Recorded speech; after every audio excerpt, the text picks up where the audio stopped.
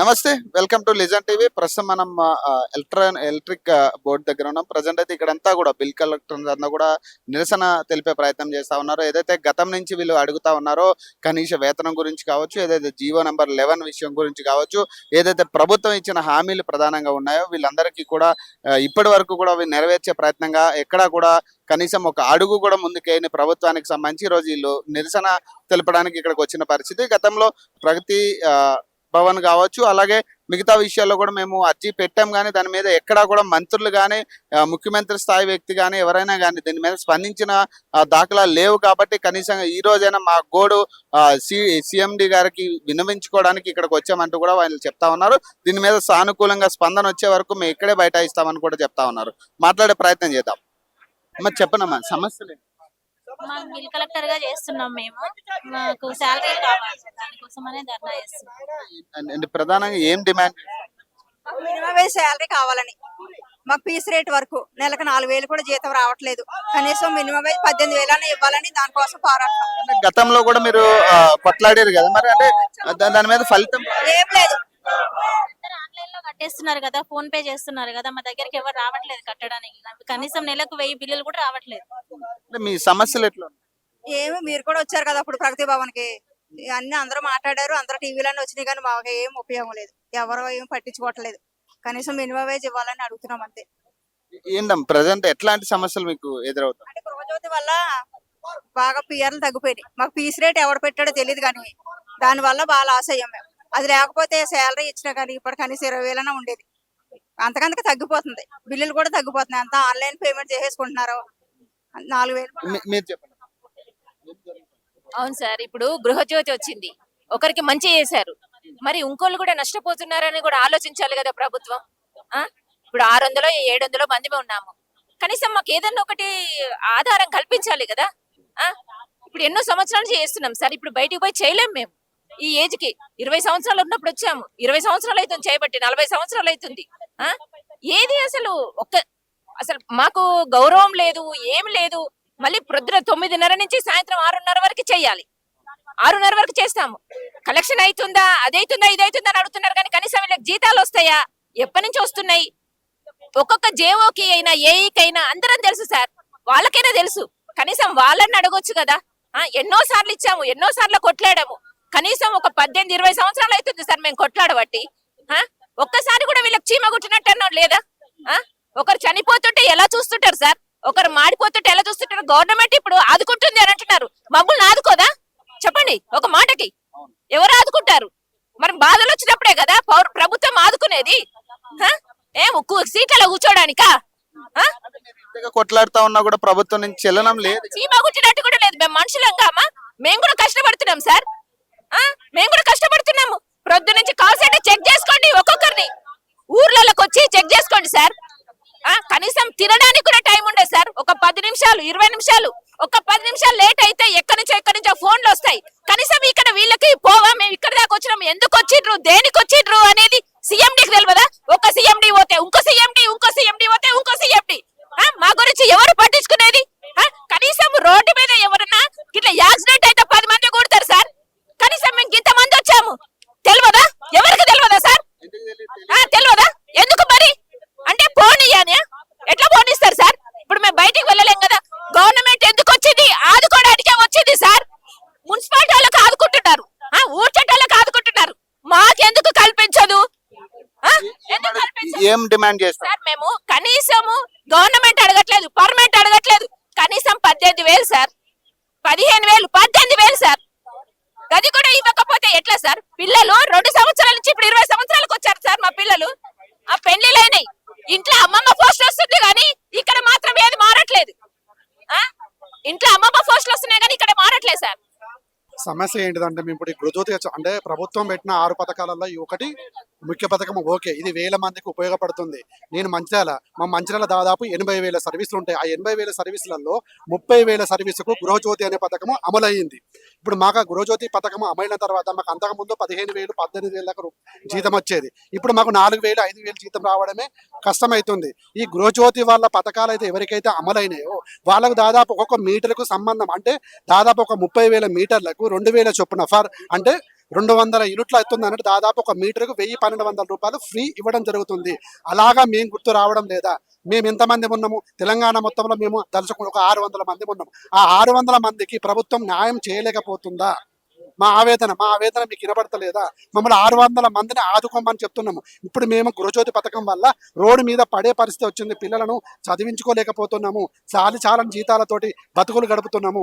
కనీసం అంటే ఈ నాయకత్వం కూడా మీరు చాలా రోజుల నుంచి కొట్లాడుతా ఉన్నారు. ధర్నా చౌక్ లో కూడా మీరు ధర్నా చేసిన పరిస్థితి, కానీ ఇప్పటి వరకు ఎవరు కలవలేదా నాయకత్వం? అందరిని కలిసామండి. బట్టి విక్రమార్కని కలిసాము, అందరి నాయకులను కలిసాము, చేస్తామంటాను. సీఎం దగ్గరికి కలిసాము, ప్రగతి భవన్కి వెళ్ళాము. అందరి మేడంలో అందరి సార్లు ఐఏఎస్ ఆఫీసర్లు అందరినీ కలవడం జరిగింది.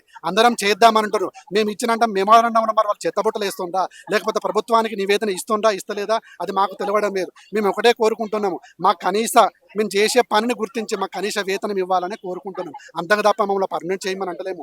మా జీవనోపాధికి ఎంతైతే కావాలో అదే ఇవ్వమంటున్నాం. ఈ రోజు మా మంచిర్యాల ఈఆర్ఓలో, అంటే మంచిర్యాల డిస్టిక్ లో ఉన్న ఈఆర్ఓలో ఖాళీ స్లీపర్ గా పనిచేస్తుందండి. ఆమెకు 2,50,000 జీతం ఇస్తుంది. చీపురు బట్టి ఊడ్చేట ఆమెకు 2,50,000 జీతం. ఒక అటెండర్ ఉంటారు, ఒక అటెండర్కు 1,50,000 జీతం వస్తుంది. వాళ్ళు చేసే పని ఏం లేదు. మేము పొద్దున కష్టపడి పొద్దున 9 గంటల కౌంటర్ మీద కూర్చుంటే 4:30కు మాకు ఎండ్ అవుతుంది. 4:30కు ఎండ్ అయిన తర్వాత దాని తర్వాత కలెక్షన్ అంతా కౌంటింగ్ చేసి 6 గంటల వరకు కలెక్షన్ అప్పచేయాలి. నా ఫర్ డే ఒక రోజు కలెక్షన్ నాది 5 నుంచి 15 లక్షల కలెక్షన్ ఉంటుందండి. ఒక మంత్ లో నాది 80 నుంచి 1 కోటి రూపాయల కలెక్షన్ వసూలు అవుతుందండి. నేను చెప్పేది అబద్ధం అనుకుంటుంటే క్యాచ్ చిట్టా ఉంటుంది. ఆ క్యాచ్ చిట్టాలో నా పేరు చూసుకోమనండి, శ్రీనివాస అనే పేరును చూసుకుంటే నేను ఫర్ డే ఎంత కలెక్షన్ చేస్తాను, ఫర్ మంత్ లో నా కలెక్షన్ ఎంత ఉంటుందని మీరు ఒకసారి గుర్తించి మమ్మల్ని అందరినీ గుర్తించి మాకు కనీస వేతనం ఇవ్వాలని మేము ఎవరైనా స్పందించారా ఇప్పుడు లోపలికి ఇంకా మా సార్లు వాళ్ళందరూ వెళ్ళడం జరిగింది. దాని స్పందన ఏ విధంగా ఉంటుందో మాకు తెలియదండి.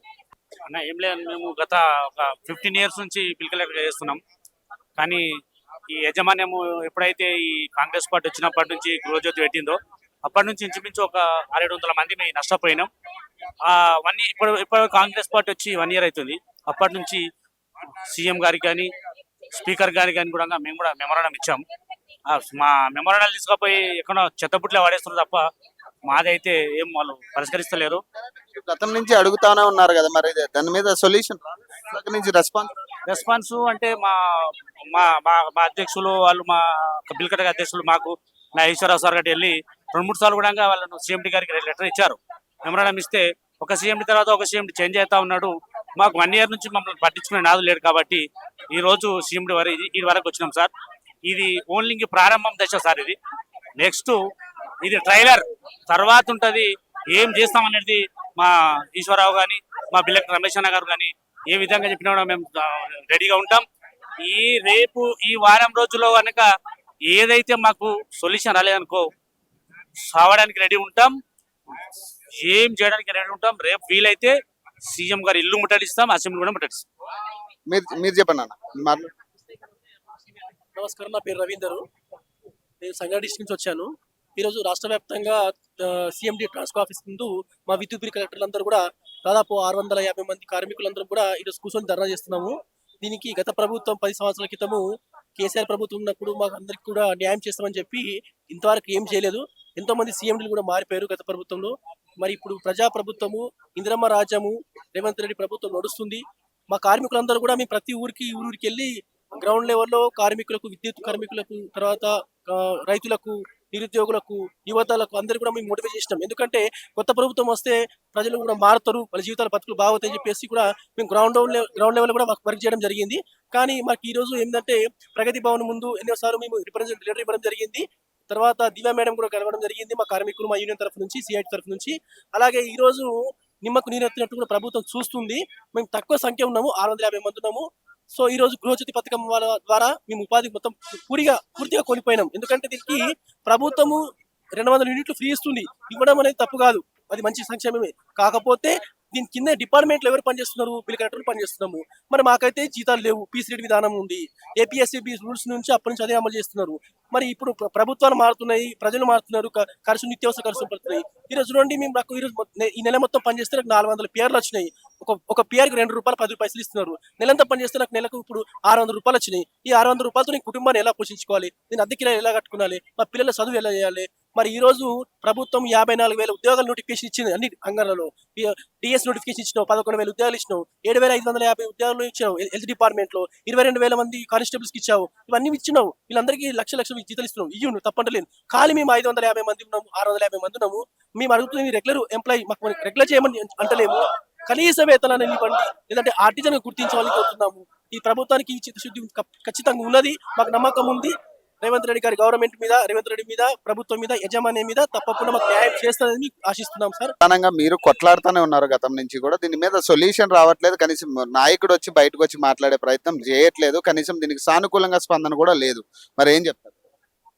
ఇప్పుడు మేము చెప్పేది ఏంటంటే సార్, మేము ఇప్పటికి దఫాలుగా కనీసం ఇప్పుడు బీఆర్ఎస్ గవర్నమెంట్ కాడ నుంచి ఎన్నో దఫాలుగా మేము గవర్నమెంట్ ను, సిఎండీలను మేము మెమోరాలు ఇస్తూనే ఉన్నాం. వాళ్ళు పట్టించుకోవట్లేదు. అయినా సరే బీఆర్ఎస్ గవర్నమెంట్ సాక్షాత్ సీఎం గారితో, కేసీఆర్ గారితో నేనే మాట్లాడాను. ఆ రోజు మీటింగ్ లో సిఎండి గారు కూడా ఉన్నాడు పక్కన ఉండి, అయ్యా వీళ్ళకి ఏదో పరిస్థితి కల్పించి వీళ్ళకి ఏదో న్యాయం చేయమని సాక్షాత్ సీఎం గారే మా సిఎండి గారు చెప్పాడు. సరే చేస్తామన్నారు, చేయలేదు.